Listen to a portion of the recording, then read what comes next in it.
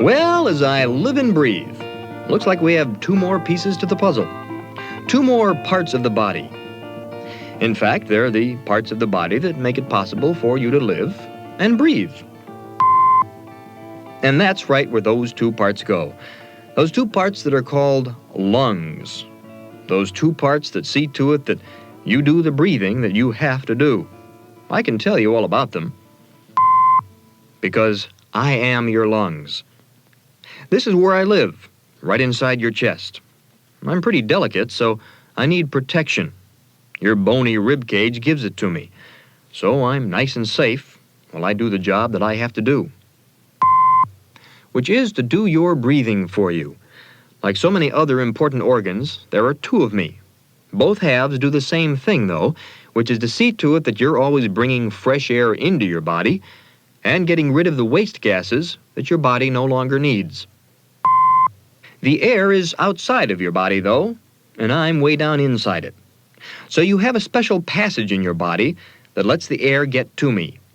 Now, you probably know that that passage starts at your nose and mouth, but I'll bet you don't know what goes on inside it. For example, way up inside your nose, there are special hairs. The air has to go past these hairs in order to get down to me, and they have a very important job to do for you. See, the air goes through them and gets combed clean, just like a filter. All the dust and dirt gets taken out this way before the air gets to me. And since it's being mixed up and swirled around in there, it has a chance to warm up or cool off if it needs to be before it gets down to me. Now, these things only happen if you breathe through your nose, though. It doesn't happen if you breathe through your mouth. So that's why breathing through your nose is so much better for you.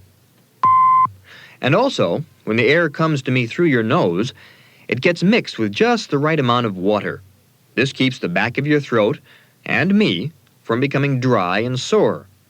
Just one more reason to breathe through your nose.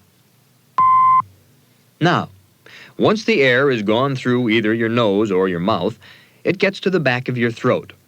Then it leaves your throat and goes into a tube near the front of your neck called the windpipe. The windpipe then takes the air down to me. It does it by first splitting into two smaller tubes, which each lead to one of my two parts. And then the air is right where it belongs, right inside me, your lungs. You can't see very well what I do by looking at the outside of me, though. So let's look inside. Actually, let's first look at what goes around my insides. It's a covering of tissue that's very slippery and wet. It covers what's inside, and yes, there is something inside. A lot of people think I'm empty, like a balloon. Well, I'm not. I'm filled with tissue that looks and feels very much like a sponge. Your windpipe leads into this spongy tissue and then starts branching out to smaller and smaller tubes. And finally, the smallest tubes end at a bunch of little sacs that look very much like a bunch of grapes. I have these little air sacs all over inside me, so that's why I look very much like a sponge. Every time you take a breath, the air comes in through your nose, down through your windpipe, and eventually winds up filling all of these little sacs. And every time you breathe out, the opposite happens. All the air leaves each little sac and goes into larger and larger tubes that eventually lead to the windpipe, the nose, and the outside. And so it goes, in and out, every time you breathe. There are two other parts of your body that help to do this breathing in and squeezing out.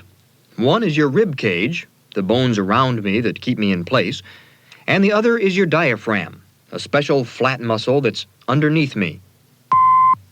When you breathe in, you expand your lungs, and you do this by raising your ribs and lowering your diaphragm. That makes more space inside me, and air rushes in to fill the space. And again, let me mention that it's not one great big hollow space like a balloon that gets filled. It's all those tiny air sacs that get filled. The air rushes in through your windpipe and then branches out to smaller and smaller tubes until it winds up here. And when you breathe out, the opposite happens. You lower your ribs, you raise your diaphragm, and that makes the space that's available for me much smaller. Well, I can't go anywhere, but the air inside me, the air inside those little sacs, certainly can. So the air is squeezed up and out the same way it came in. Breathing may be the most important thing that I do, but I help you with something else too.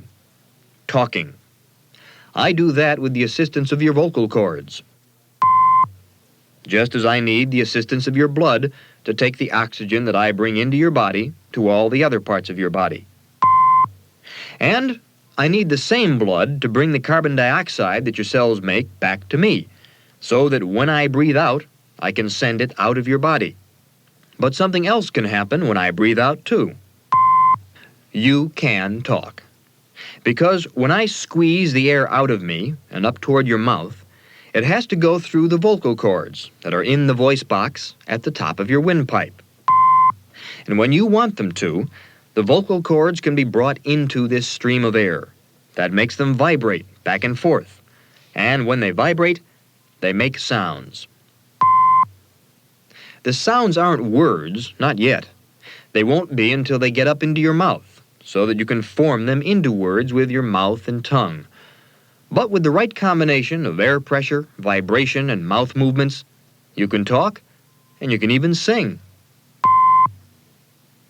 Now, you've probably wondered how food and air can both come in through your mouth, but food goes only to your stomach, while air comes only to me.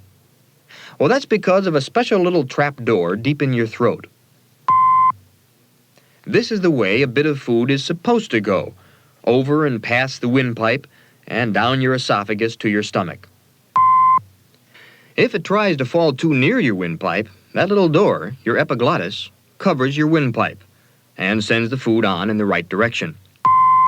The trouble is, if you're trying to talk and eat at the same time, well, the trap door just doesn't know what to do, and food can get caught in your windpipe. That can be dangerous, and your brain makes you cough, so you can get it away from me. You've heard it 1,000,000 times. Don't talk while you're eating. Well, I'm the reason why. If you want to eat, fine, eat. If you want to talk, fine, talk.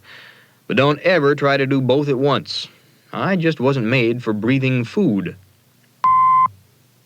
And your throat wasn't made for swallowing large pieces of food either. They can get stuck.